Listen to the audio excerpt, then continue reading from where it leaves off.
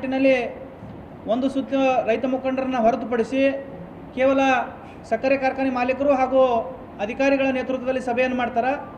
ಅದಾದ ನಂತರ 15 ದಿನಗಳ ನಂತರ ಮತ್ತೆ ಜಿಲ್ಲಾ ಪಂಚಾಯತಿಯ ಸಭಾಭವನದಲ್ಲಿ ಮಾನ್ಯ ಜಿಲ್ಲಾಡಳಿತ ಹಾಗೂ ಸಂಬಂಧಿಸಿದ ಅಧಿಕಾರಿಗಳು ಸಕ್ಕರೆ ಕಾರ್ಖಾನೆ ಮಾಲೀಕರು ಮತ್ತು ರೈತ ಮುಖಂಡರೊಂದಿಗೆ ಸಭೆ ಕರೆದು ಹಲವಾರು ವಿಷಯಗಳನ್ನು ಕುರಿತು ಚರ್ಚೆ ಮಾಡಿ 1ನೇ ತಾರೀಕಿನ ಒಳಗಾಗಿ ಅಂದರೆ ನವೆಂಬರ್ 1ರ ಒಳಗಾಗಿ ಎಲ್ಲ ಸಕ್ಕರೆ ಕಾರ್ಖಾನೆ ಮಾಲೀಕರು FRPಯನ್ನು ಹೊರತುಪಡಿಸಿ ಕಬ್ಬಿಗೆ ಹೆಚ್ಚಿನ ಬೆಲೆಯನ್ನು ಕೊಡ್ರಿ ಅಂಥೇಳಿ ನಾವೇನಾದ್ರು ಆಗ್ರಹ ಮಾಡಿದ್ದೆವು. ಆ ನಿಟ್ಟಿನೊಳಗೆ ಮಾನ್ಯ ಜಿಲ್ಲಾಡಳಿತ ಕೂಡ ಅವರಿಗೆ ಒಂದು ನಿರ್ದೇಶನ ನೀಡಿತ್ತು.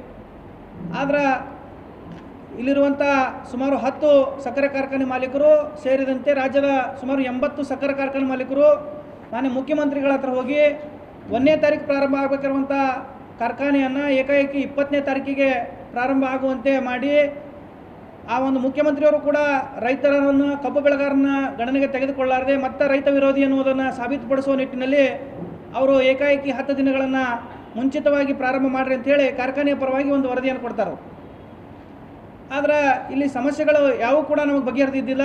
ಮಾನ್ಯ ಜಿಲ್ಲಾಡಳಿತ ಕೂಡ ವಿಶೇಷ ಗಮನ ಹರಿಸಿ ಅಂದ್ರೆ 25ನೇ ತಾರೀಕಿನೊಳಗಾಗಿ ಅವರು ಒಂದು ಬೆಲೆಯನ್ನು ಘೋಷಣೆ ಮಾಡಬೇಕು, 1ನೇ ತಾರೀಕಿನ ನಂತರ ಕಬ್ಬನ್ನು ನುರಿಸ್ಲಾಕ ಅನುಮತಿಯನ್ನು ಕೊಟ್ಟಿದ್ದರು. ಆ ನಿಟ್ಟಿನೊಳಗೆ ನಾವು ಕೂಡ ವಿಜಯಪುರ ಜಿಲ್ಲೆಯ ಸುಮಾರು 13 ತಾಲೂಕಿನ ಎಲ್ಲ ರೈತ ಬಾಂಧವರು ಮಾನ್ಯ ಜಿಲ್ಲಾಡಳಿತದ ಮೇಲೆ ಭರವಸೆಯನ್ನು ಇಟ್ಕೊಂಡು ಆದಷ್ಟು ಬೇಗನೆ ಎಲ್ಲ ಸಕ್ಕರೆ ಕಾರ್ಖಾನೆ ಮಾಲೀಕರು ಒಂದು ಬೆಲೆಯನ್ನು ನಿರ್ಧಾರ ಮಾಡಿದ್ರಪ್ಪ ಅಂತಂದ್ರೆ ನಮ್ಮ ರೈತರಿಗೆ ಕಬ್ಬು ಬೆಳೆಗಾರರಿಗೆ ಈಗಾಗಲೇ ಅನುಕೂಲ ಆಗ್ತದೆ ಅಂತೇಳಿ ನಾವು ಭರವಸೆಯನ್ನು ಇಟ್ಕೊಂಡಿದ್ದೆವು.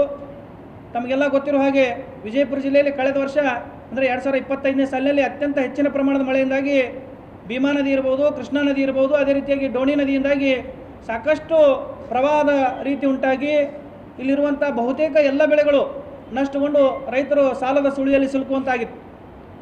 ಇನ್ನೇನು ಈ ಕಬ್ಬಾದರೂ ಕೂಡ ಒಂದಿಷ್ಟೇನಾದರೂ ಉಳಿದು ಅದರಲ್ಲಿ ಒಂದು ಹೆಚ್ಚಿನ ಬೆಲೆ ಬಂತಪ್ಪ ಅಂತಂದ್ರೆ ನಮ್ಮ ರೈತರಿಗೆ ಅನುಕೂಲ ಆಗ್ತದೆ ಅಂತೇಳಿ ನಾವೇನಾದರೂ ಭರವಸೆಯನ್ನು ಇಟ್ಕೊಂಡಿದ್ದೆವು. ಆದರೆ ಮಾನ್ಯ ಜಿಲ್ಲಾಡಳಿತ ಇರ್ಬೋದು, ರಾಜ್ಯ ಸರ್ಕಾರ ಇರ್ಬೋದು, ಸಂಪೂರ್ಣವಾಗಿ ಕಬ್ಬು ಬೆಳೆಗಾರನ ಸಂಕಷ್ಟಕ್ಕೆ ಈಡಾಗುವಂತೆ ಮಾಡಿ ಬೀದಿಗೆ ತಳ್ಳುವಂಥ ಒಂದು ವ್ಯವಸ್ಥೆಗೆ ಅವರೆಲ್ಲರೂ ಕೂಡ ಪ್ರಯತ್ನ ಮಾಡ್ತಾಯಿದ್ದಾರೆ.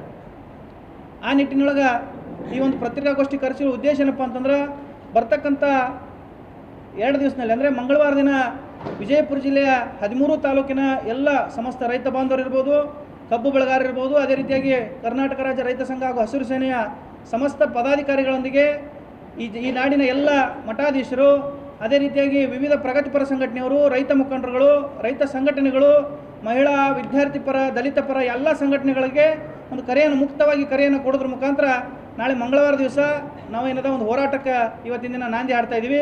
ಆ ಒಂದು ವಿಷಯವನ್ನು ಕುರಿತು ನಮ್ಮ ರಾಜ್ಯ ಪ್ರಧಾನ ಕಾರ್ಯದರ್ಶಿಗಳಂತ ರಾಹುಲ್ ಕುಕ್ಕಡ್ಡಿ ಅವರು ಸವಿಸ್ತಾರವಾಗಿ ತಮ್ಮೊಂದಿಗೆ ಹಂಚ್ಕೋತಾರೆ.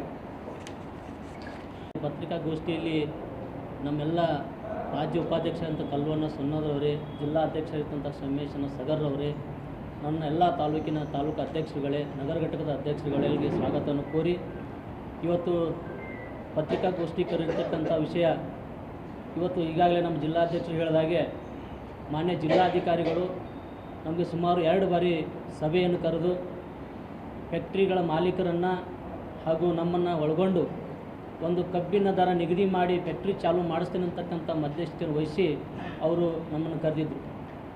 ಆದರೆ ಇವತ್ತು ಏನು ಮಾಡಿದಾರಪ್ಪ ಅಂತ ಕೇಳಿದ್ರೆ ಇವತ್ತು ಸನ್ಮಾನ್ಯ ಮುಖ್ಯಮಂತ್ರಿಗಳು ದಿಢೀರ್ನ 20ನೇ ತಾರೀಕಿಗೆ ಏನು ಫ್ಯಾಕ್ಟ್ರಿ ಚಾಲೂ ಮಾಡಬೇಕಂತಕ್ಕಂಥ ಒಂದು ಆದೇಶದ ಮೇರೆಗೆ ಮಾನ್ಯ ಜಿಲ್ಲಾಧಿಕಾರಿಗಳು ಕೂಡ ನಾವು ಅಸಹಾಯಕರಾಗಿದ್ದೀವಿ ಅಂತಕ್ಕಂಥ ಮಾತನ್ನು ಹೇಳ್ತಾರೆ. ಯಾಕಂತಂದ್ರೆ ಇವತ್ತು ಶಾಸಕಾಂಗ ಏನಾದರೂ ತಪ್ಪು ನಡೆದರೆ ಕಾರ್ಯಾಂಗ ಅದನ್ನು ತಿದ್ದುಪಡಿ ಮಾಡಿಕೊಂಡು ನಡೆಸ್ಕೊಂಡು ಹೋಗ್ತಕ್ಕಂಥ ಸಂದರ್ಭ ಇವತ್ತು ನಮಗೆ ಜಿಲ್ಲಾಧಿಕಾರಿಗಳು ಮಾತು ಕೊಟ್ಟ ಹಾಗೆ ನಡೀಲಿಲ್ಲ.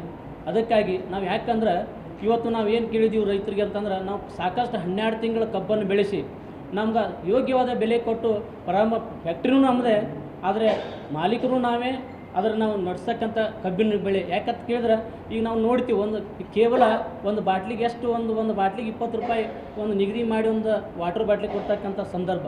ಇವತ್ತು ನಮ್ಮ ಮಕ್ಕಳಿಗೆ ಮದುವೆ ಮಾಡಬೇಕಪ್ಪ ಅಂತಂದ್ರೆ ನಮ್ಗೆ ಎಷ್ಟು ಸಂಕಟ ಆಕೈತಂದ್ರೆ ಇವತ್ತು ಬಂಗಾರ ಬೆಲೆ ಹಿಂದೆ ಎಷ್ಟಿತ್ತು ಈಗ ಎಷ್ಟು ಇರ್ತಕ್ಕಂಥದ್ದನ್ನು ವಿಚಾರ ಮಾಡಬೇಕು.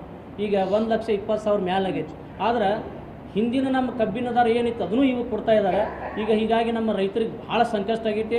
ಅದಕ್ಕೆ ನಾಳೆ ಬರ್ತಕ್ಕಂಥ ಮಂಗಳವಾರ ದಿನ ಇವತ್ತು ಇಡೀ ನಮ್ಮ ಬಿಜಾಪುರ ಜಿಲ್ಲೆ ಎಲ್ಲ ಕಬ್ಬು ಬೆಳೆಗಾರರು, ರೈತ ಹೋರಾಟಗಾರರು, ಪ್ರಗತಿಪರ ಹೋರಾಟಗಾರರು ಎಲ್ಲರೂ ಅನ್ನದಾತನಿಗೆ ಸಪೋರ್ಟ್ ಮಾಡಿ ನಾವು ಯಾಕಂದ್ರೆ DC ಕಚೇರಿಯನ್ನು ಮುತ್ತಿಗೆ ಹಾಕ್ತೀವಿ. ನಾವು ಮೊದಲೇ ಡಿ ಸಿ ಸಾಹೇಬ್ರಿಗೆ ಹೇಳಿದ್ದೀವಿ, ಸರ್ ಯಾಕಂದ್ರೆ ನಮ್ಮ ಬೆಳೆಗೆ ಯೋಗ್ಯತೆ ಬೆಲೆ ಕೊಟ್ಟು ಸ್ಟಾರ್ಟ್ ಮಾಡಿರಿ, ಯಾಕಂದ್ರೆ ನೀವು ಈ ನಮ್ಮ ಜಿಲ್ಲೆಯ ಒಬ್ಬರು ದೇವತೆ ಇದ್ದಂಗೆ ಅಂತ ಹೇಳಿದ್ದೀವಿ ಅವ್ರಿಗೆ. ಅದನ್ನು ಕೂಡ ಒಪ್ಕೊಂಡಿದ್ದರು. ಆದರೆ ಈಗ ಅವರು ಅಸಹಾಯಕತನದಿಂದ ಹೇಳೋದ್ರಿಂದ ಇವತ್ತು ನಾವು ಎಲ್ಲ ನಾಳೆ ಮಂಗಳವಾರ ದಿನ ನಾವು ನಮ್ಮ ಕಬ್ಬಿನ ಬೆಲೆ ನಿಗದಿ ಆಗೋವರೆಗೂ ಕೂಡ ನಾವು ಅಲ್ಲೇ ಒಂದು ಠಿಕಾಣಿ ಹುಡ್ತಕ್ಕಂಥ ವ್ಯವಸ್ಥೆಯನ್ನು ನಾವು ಮಾಡಿದ್ದೆವು. ಇವತ್ತು ಅದಾಗದೆ ಹೋದ್ರೆ ಪ್ರತಿ MLA ಗಳವ್ರ ಮನೆ ಮುಂದೂ ಕೂಡ ಆಯಾ ತಾಲೂಕಿನವ್ರು ಹೋಗಿ ಪ್ರತಿಭಟನೆ ಮಾಡಿ ನಮ್ಮ ಬೆಲೆ ಆಗುವವರಿಗೆ ಹೋರಾಟ ಮಾಡ್ತಕ್ಕಂಥ ಮಾತನ್ನು ಹೇಳಿ ಇವತ್ತಿನ ಎಲ್ಲ ನಮ್ಮ ಬಿಜಾಪುರ ಜಿಲ್ಲೆ ಎಲ್ಲ ಕಬ್ಬು ಬೆಳೆಗಾರರು, ಎಲ್ಲ ರೈತರಿಗೆ, ಎಲ್ಲ ಮಠಾಧೀಶರಿಗೆ ಒಂದು ಮನವಿ ಮಾಡಿಕೊಂಡು ನಾಳೆ ಮಂಗಳವಾರ ದಿನ ಹೆಚ್ಚಿನ ಸಂಖ್ಯೆಯಲ್ಲಿ ಬಂದು ಈ ಹೋರಾಟವನ್ನು ಯಶಸ್ವಿ ಮಾಡ್ಬೇಕಂತೇಳಿ ತಮ್ಮ ಮುಖಾಂತರ ಮನವಿಯನ್ನು ಮಾಡ್ಕೋತೀನಿ.